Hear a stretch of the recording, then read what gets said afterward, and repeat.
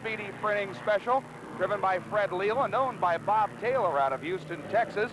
And we're about 40 seconds away from the start of the heat, and the field is beginning to group up for a flying start, Jim. Okay, this is our second heat action of the day, and of course Budweiser starts up the back chute now as Jim Kropfeld, the winner of the Champion Spark Plug Regatta. The last race was his first victory at Unlimiteds, and we'll get a chance to talk to him in a little bit, but right now as we look to our left, there he goes. Coming up is the Pure Delight with about 16 seconds to start this race.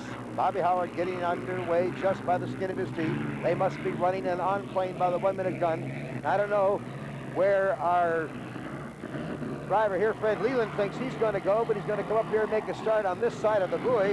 With 1 second to go, Fred Leland will take the clock. Well, now, Sam, that's unusual.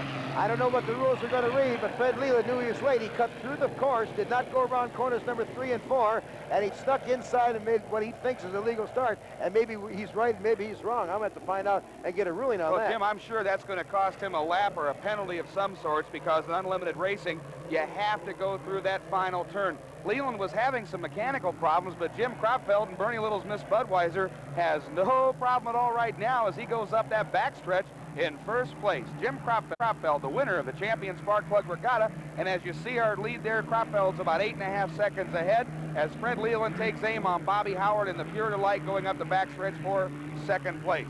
And right now, Bobby Howard is being passed by Fred Leland, but I don't know. We'll have to get official ruling. Bobby Howard's Pure Delight is starting to go way slow and having some fuel problems. You can hear him trying to thrust his engine there in the background.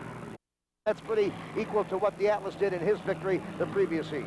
Yes, it is. As you see Fred Leland slowing down there in the American Speedy, he had engine problems. We're back on the Miss Budweiser now. Jim Kropfeld, a second-year driver out of Cincinnati, Ohio. His speed 105.572. There's a very dejected Bobby Howard in the midst of Budweiser.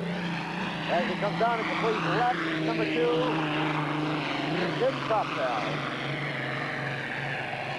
Jim Kropfeld, of course.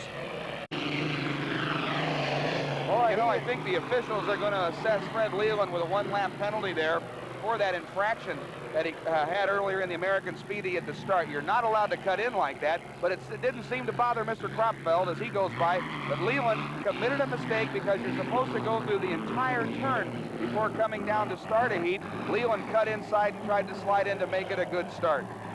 But here's the checker flag for Miss Budweiser, the winner of the second heat. Bernie Little's Miss Budweiser, the driver Jim Kropfeld from Cincinnati, and they have 400 points.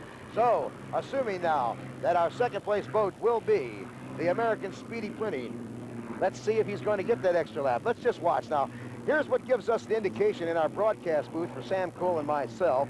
If now with the American Speedy Printing coming around, he could get one or two things. He could get a green flag, which means you're okay. He could get no flag, which means you're penalized, or he could get a black flag, which means go to the pits immediately. And as we look up there, he's getting the black flag, Sam. The black flag. And that means he's disqualified automatically for that infraction. There you see it waving on our monitor. Fred Leland disqualified in the American Speedy Special.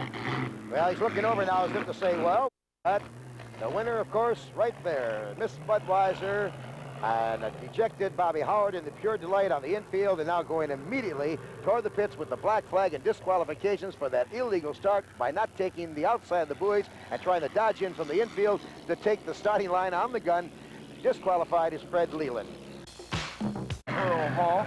Fourth place will go to the American Speedy Printing Special and Fred Leland, while the Tostiosity and Todd Yarling will be here because Kropfeld left him sitting. Here's your fifth place boat getting a lap put on it. That's the American Speedy Printing Special, driven by Fred Leland. And here's your fourth place. Chip Hanauer is settled for second place. He's just hoping that the Budweiser with that torrid pace will break and he can take advantage. The Speedy Printing, American Speedy Printing, his engine is let go now, so we're down to 4 boats. The Miss Rock, KISW, the U40, owned and driven by Fred Leland. It's orange, yellow, and black. The Tempest. It's a turbocharged Allison boat. Here's Fred Leland and the Miss Rock out of Seattle, Washington. He's our fourth place boat right now.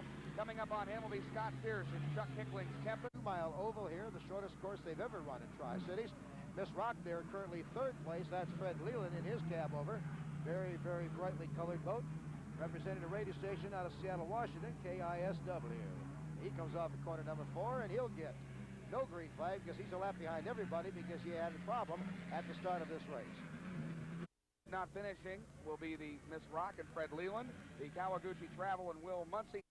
Right now is, I believe, the Kawaguchi Special. Third is the Miss Rock, who got it. Wait, he just passed the Kawaguchi, so now he takes over officially second place. Here you see Leland in a boat that he built. Ed Carrollson in Seattle built it.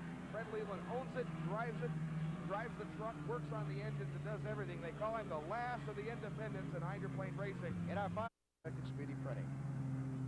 You know, Jim, as you watch Fred Leland go through here, he's our second place boat in this heat right now.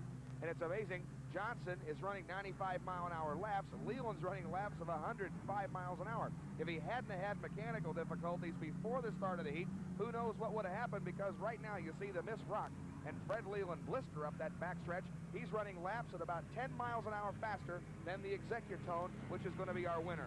And the checker, Sam, is not really that important, but here comes our second place boat. That'll be the Miss Rock, as Fred Leland is running, as you said, 105-mile-an-hour laps, and is running faster than the leader, but got a late start because of engine problems. And a big wave there. Fred Leland out of Seattle, Washington, in the Miss Rock, the KISW. He'll take second place. Third place will... Joining this one, Fred Leland in the KISW Miss Rock Rolls powered. Speedy printing. Lap 3 for the Budweiser, 126.7. He's not letting up that much at all. Whoa! Fred Leland just spun out in the lower corner there. The boat went up on the side very badly.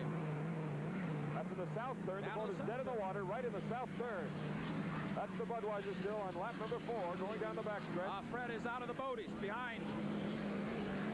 Fred was thrown. He's standing up on the boat, though. He was at the rear of the boat. Okay, we have flares. That means the race, as I understand it, is over. Correct? We'll have to have a rerunning. That is correct. For a final heat, it doesn't matter. It does not matter how long the race is gone.